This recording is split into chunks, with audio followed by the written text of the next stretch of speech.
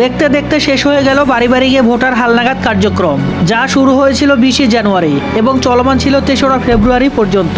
14 দিন স্থায়ী ছিল এই বাড়ি বাড়ি গিয়ে ভোটার হালনাগাদ কার্যক্রম। আশা করছি যারা ভোটার ছিলেন না বা আগে ভোটার হননি এবার ভোটার হয়ে নিয়েছেন। তবে দেখা গেছে আমাদের মধ্যে এখনো অনেকেই ভোটার হতে পারেননি বিভিন্ন সমস্যার কারণে। যেমন অনেকের প্রয়োজনীয় কাগজপত্র নেই বা থাকলেও হয়তো অনেকের কাগজপত্রে বিভিন্ন সমস্যা রয়েছে। আবার অনেকেই হোম ডিস্ট্রিক্টের বাইরে রয়েছেন। আবার হয়তো অনেকে ভোটার হালনাগাদ শুরু হয়েছে তা জানেনই না, ইত্যাদি আরো অনেক সমস্যা।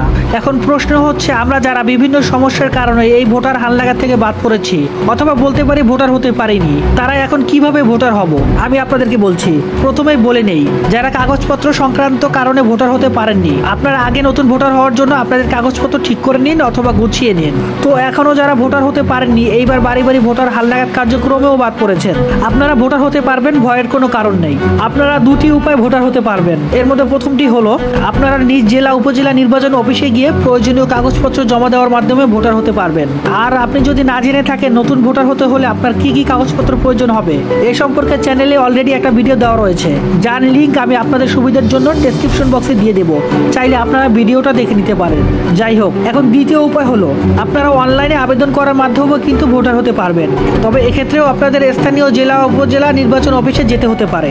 তাহলে এখনো যারা ভোটার হতে পারেননি আপনারা এই দুটি উপায়ে ভোটার হতে পারবেন। আশা করছি আজকের ভিডিওটা আপনাদের ভালো লাগবে। ভিডিওটা ভালো লাগলে একটা লাইক করতে পারেন এবং এরকম আরো ভিডিও পেতে চ্যানেলটিতে সাবস্ক্রাইব করে রাখতে ভুলবেন না।